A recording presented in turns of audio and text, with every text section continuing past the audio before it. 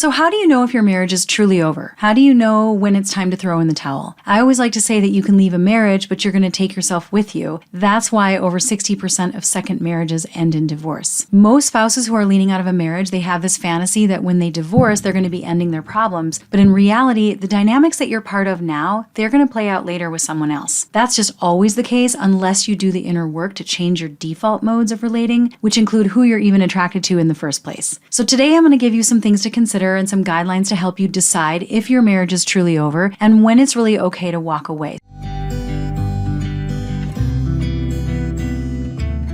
This is for you if you're really committed to your marriage, but you're questioning and you're struggling and you're wondering, is it time to let go? And you're needing some reference points to know the difference between normal difficulties in a marriage that could be worked through and the things that make it impossible to stay in the marriage and also be healthy at the same time. So the first thing that you have to try to do is transform the marriage by changing whatever part you play in the dynamic, right? To heal yourself, get clear on your vision and how to show up to invite, create, and sustain that vision. I truly believe that most of the time relationships are fixable if both spouses want to stay together and they get the right help. But once you've done that, let's say that you've tried to fix the relationship and your efforts have been consistent over at least a year with no improvement.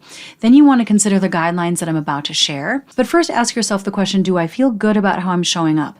Have I done all that I can? Do I feel like I've learned what I need to learn about healthy relating and cleaned up my side of the street? If your answer is no, then you've got to do the inner work first. And if you do, don't be surprised if your whole marriage transforms as a result of your personal upleveling. But if the answer is yes, then now is the appropriate time to consider parting ways, because if you've showed up in all the healthy ways and you've done the work and your partner just cannot grow to meet you there, then it might not be possible to have a healthy relationship with that person. I believe that sometimes we have to make the health of the relationship more important than the person. Like, we can still love that person, but just from afar if it means keeping relational health in your life, which is so important and critical to overall wellness and longevity. The second thing you want to consider is, am I with somebody with a personality disorder? Is your spouse a narcissist? Now, I believe this term is very overused because most people do have narcissistic traits and it's kind of a buzzword right now, but I'm talking about a pervasive and predictable pattern of the following things: lack of empathy, inability to take accountability, an ongoing commitment to misunderstanding you, gaslighting, emotional manipulation, and continual disregard for your emotional safety. I consider a personality disorder a precondition for a healthy marriage, which means it absolutely would have to be addressed or resolved before you could have a healthy relationship. And truly, the odds of this are very low due to the nature of the personality disorder, right? The very definition of that is that you've got deeply entrenched modes of relating that are dysfunctional. And there's a strong tendency in that type of spouse to defend themselves and their ego at all costs, including you. Now, if you want to learn more about this and narcissism in particular, check out my video about that. And also check out Melanie Tanya Evans. I'll put her name in the video description. That way you can both identify if that's what you're dealing with and also learn to heal from this internally. If you're with a narcissist or another personality disordered spouse, you ultimately have to choose between that person and your health. And maybe there are ways that you can stay depending on the severity, but you would 100% have to accept the limitations of the relationship if you did. You won't get your needs met, and you have to own the choice of staying in that situation, right? But I do not recommend that for anybody. It may be a very hard decision to walk away from somebody like that, especially if you're really committed to your marriage, but being healthy is in the best interest of anybody who loves you or anybody that you care about, so it's okay to prioritize your health. Number 3, along the lines of personality disorder, there are 3 other significant preconditions that warrant letting go of a marriage. Okay, so the first thing is acute, untreated addiction or mental illness. So this could be addiction to alcohol or other drugs that are getting in the way of true connection.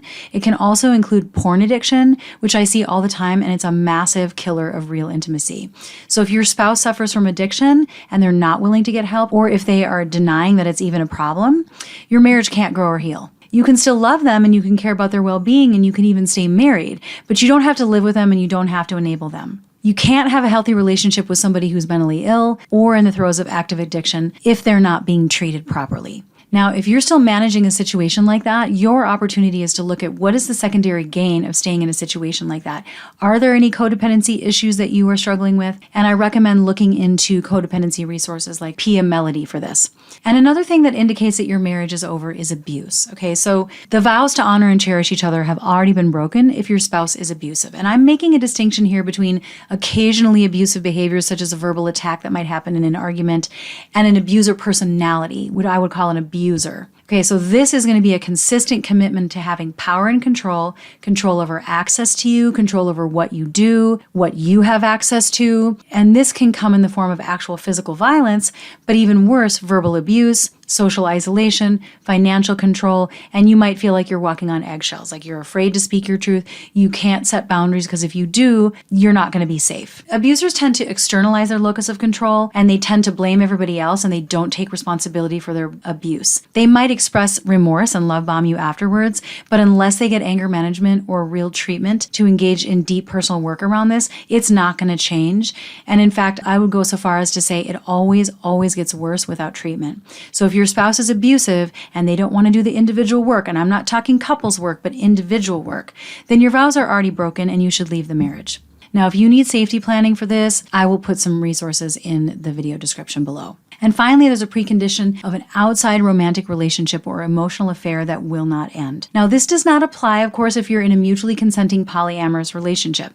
But let's say your spouse had an emotional affair and they're insisting on maintaining that friendship, or if they've had a full-blown affair and they're not going to end contact with their affair partner. That's a deal breaker in my book. And in this case, it's not you throwing in the towel, right? It's your spouse. They've made the choice to disregard what you need to heal from a betrayal that they inflicted. You can't start a fire, refuse to put it out, and then expect the other person is at fault for walking away from the fire.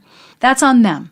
They ruined it and they won't fix what they broke. So let them go if they continue to have their attachment needs met outside the marriage. The reason I say that is because once you're on the outside and they're confiding about you to others and they're putting other people on the inside, they've broken your vows. You can walk away with your head held high. Now, the fourth and final reason to consider that your marriage might be over is that you find that even after things are better, you've done the work, but you realize that you really have very different life dreams. So in other words, the things that you need to live your higher purpose or your spiritual path or your destiny or your calling, it's not possible if you stay with this person. Now, a lot of times it's possible even when we think that it isn't. And remember, you don't actually have to share the same exact life dreams as your spouse. But if your life dreams are mutually exclusive, then that's a reason to consider divorce. So for example, let's say you must have children as part of your life dreams and your spouse must not in order to live theirs. That's obviously not going to work without compromising one person so much that there would always be loss and there would always be resentment associated with the marriage. Or let's say your life dream is to have lots of connections with extended family and you're spending a lot of time with them and you live nearby, and your spouse's dream is living off grid and isolated, right? That's their dream. That just might not be workable. And it doesn't make anybody wrong, and it doesn't mean you don't love each other, but what you want out of life would have to be compromised so significantly in order to have the relationship. I personally don't believe that that's necessary, and obviously it's better if you have that figured out before you get married, but if you change or things come up after the fact, and you realize that there's just no way to support the full expression of each individual's growth and well-being within the marriage, then that relationship is going to hold you back. And I believe marriage should allow us to expand, not require us to constrict and cut off parts of ourselves in order to survive. So make sure you really think about your life dreams. What are your deal breakers versus your nice to haves? And share them with your spouse. See if they align or if there's a way that you can get them to align. Now, let's say you share your vision and your life dreams with your spouse and they don't align. There still always is the possibility that you could come together from the us place and ask the question, is there a way, like, you want X, I want Y? How can we each have what we want and still be together?